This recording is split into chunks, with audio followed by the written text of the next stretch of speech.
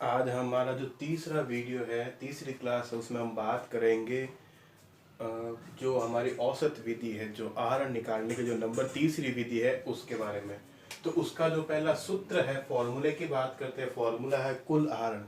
आपने कितना आहरण किया है, दर बटा 100 इंटू औसत माह डिवाइड 12।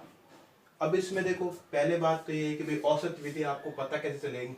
उसकी पहचान के लिए हमारे पास ये है कि भाई जो साझेदार जो आहरण करेगा वो या तो प्रत्येक माह के प्रारंभ में करेगा, मध्य में करेगा या अंत में करेगा। ये 3 पॉइंट होते हैं। दूसरी बात, अगर वो प्रारंभ में करेगा तो हर बार प्रारंभ में करेगा, मतलब इसमें जो आहरण करने का जो तरीका है वो आपका क्या रहेगा, फिक्स रहेगा, कोई चेंज नहीं होगा। जैसे राम ने अगर प्रत्येक माह प्रारंभ में किया तो वो हर महीने प्रारंभ में ही करेगा। अप्रैल के प्रारंभ में, मई के प्रारंभ में, जून के प्रारंभ में, जुलाई के प्रारंभ में।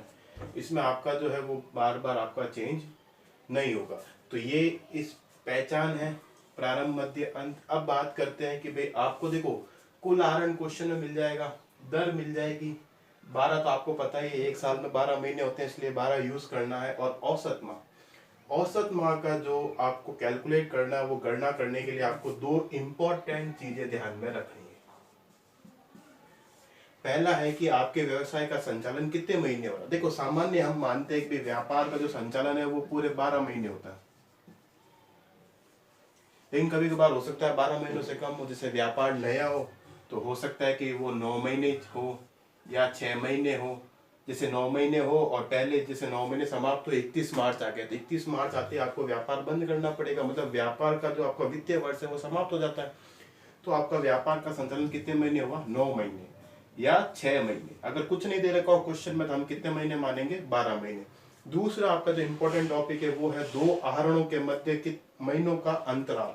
जैसे मान लो एक बार आपने आहरण किया मई में, फिर आपने जून में, फिर जुलाई में, फिर अगस्त में, तो आप हर महीने जो आप आहरण कर रहे हो उसमें, जैसे आपने पहला आहरण किया अप्रैल में, फिर किया आपने मई में, फिर जून, जुलाई, हर महीने कर रहे हो। तो 2 आहरण जो है, जैसे ये 2 आहरण की, इन दोनों में कितने महीनों का गैप है वो आपको ध्यान में रखना है। अगर ये 2 चीज आपको पता चल गई तो आप औसत माह का जो फॉर्मूला है वो आप आसानी से बना लोगे। जैसे हम आगे इसमें बात करते हैं,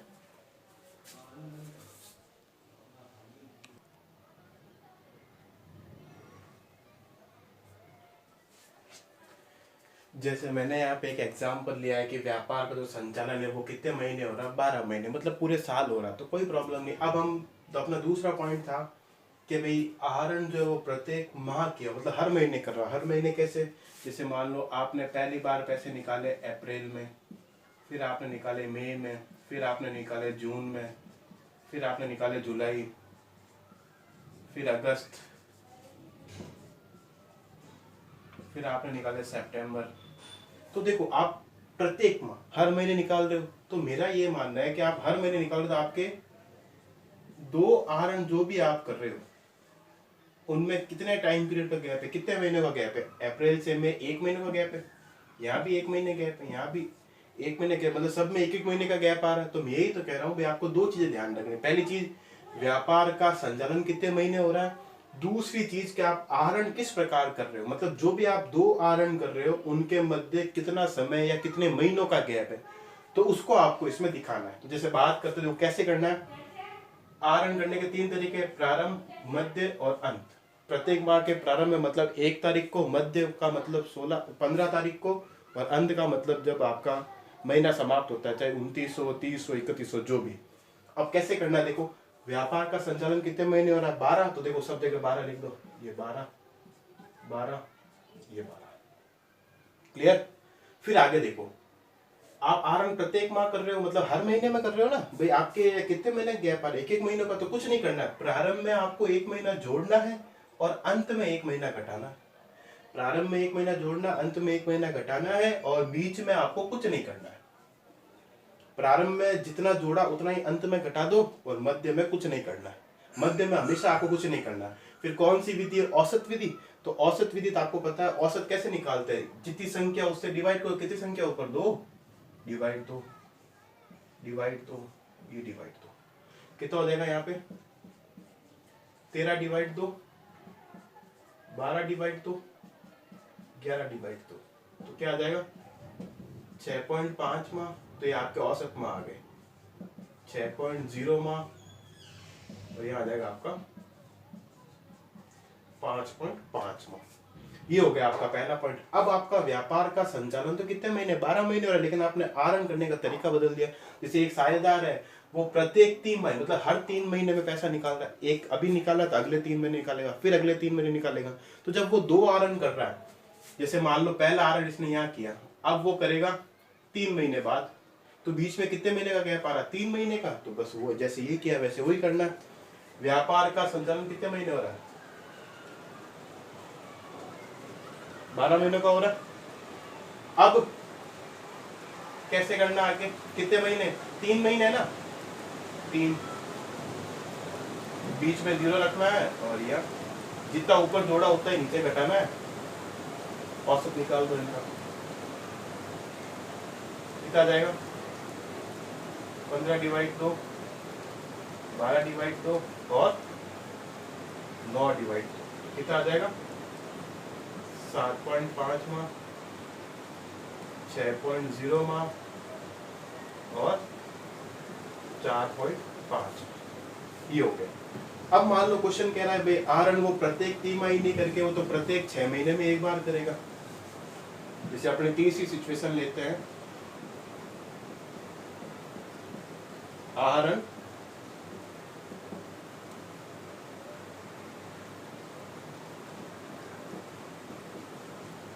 या 6 माह,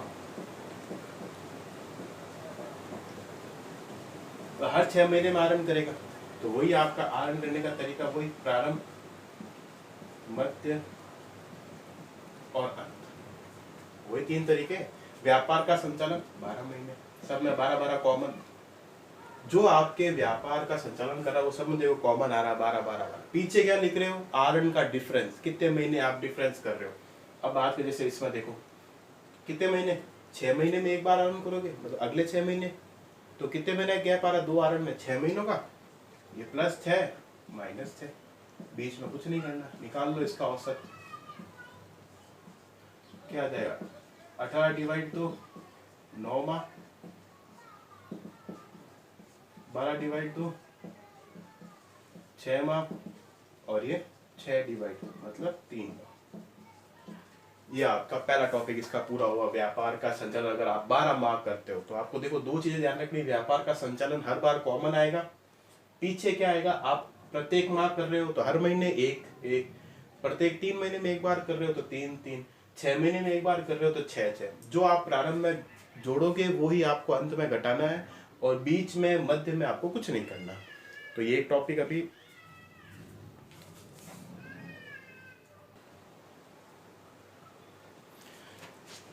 तो हमारी एक कंडीशन कंप्लीट हो गई, जब व्यापार का संचालन 12 महीने हो। अब आगे कंडीशन है व्यापार का संचालन 9 महीने हो या 6 महीने। तो देखो यहाँ पे हम व्यापार कितने महीने चला रहे हैं, 9 महीने। तो आपको 9 महीने के आधार पे, मैंने क्या बोला, कॉमन 9 महीने ले लो ना, क्या फर्क पड़ता है, सब पे 9-9 आएगा। ये आपका कॉमन आ गया, सब में 9-9 आ गया। अब बात करते हैं व्यापार का संचालन तो 9-9 महीने हो गया। अब बात करते हैं आप आहरण कैसे कर रहे हो, प्रत्येक माह कर रहे हो, हर महीने कर रहे हो, मतलब आप जब अप्रैल में निकाल रहे हो, वापस मई में निकाल रहे हो, फिर जून में, फिर जुलाई में, तो आहरण कर रहे हो। तो प्रत्येक, जब आप पहला आहरण करने के बाद जब दूसरा आहरण कर रहे हो तो उनमें कितने महीने का गैप है, 1 महीने का। तो मैंने ये बोला प्रारंभ में जोड़ना है और अंत में घटाना है, बीच में आपको कुछ नहीं करना है, तो 0 ही रखना है बीच में हमेशा 0 ही रहेगा। फिर इनका औसत निकाल दो, क्या आ जाएगा, 10, 5 माह, 9/2, 4.5 माह, इसका आ जाएगा आपका 8/2 मतलब 4 माह। ये आ गया आपका। अब अगर आहरण आप प्रत्येक 3 महीने में कर रहे हो, मतलब एक बार पैसा निकालो, फिर अगले 3 महीने बाद, फिर अगले 3 महीने बाद, तो जब आहरण कर रहे हो तो कितने महीने गैप आ रहा है, 3 महीने का। तो 3 महीने के आधार पे ले लो, +3 -3। फिर मैंने बोला बीच में आपको वैसे ही कुछ नहीं करना, निकाल लो इनका औसत, कितना होगा, 12/2 मतलब 6 माह। फिर इसका 9/2 मतलब 4.5 माह, फिर इसका आ जाएगा 6/2 मतलब 3 माह। फिर अपन आगे पढ़ते हैं, जब व्यापार का संचालन 6 महीने हो तो जैसे उसमें 9 लिया, इन सब में कॉमन आपका 6 आ जाएगा, कोई प्रॉब्लम नहीं। अगर 12 महीने होता सब में 12 आ जाएगा। अब आरएन प्रत्येक माह कर रहे हो तो उससे कोई फर्क नहीं पड़ता, हर महीने तो एक जोड़ दो और यहाँ एक घटा दो, बीच में आपको कुछ नहीं करना, निकाल दो इनका औसत।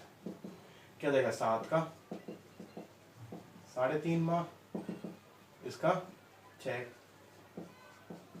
3 माह, इसका 2.5 माह, यही आएगा। अब प्रत्येक 3 माह ही हो तो हर 3 महीने, तो ये 3 महीना जोड़ दो, यहाँ 3 महीना घटा दो, बीच में कुछ नहीं करना, औसत निकाल दो इनका। कितना होगा 9 डिवाइड 2 4.5, फिर 6,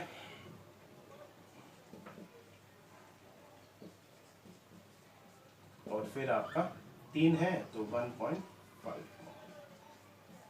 ये आपकी कंडीशन है, ये औसत मान निकालने के तरीके हैं, एक बार आप देख लेना। फिर जब अब क्वेश्चंस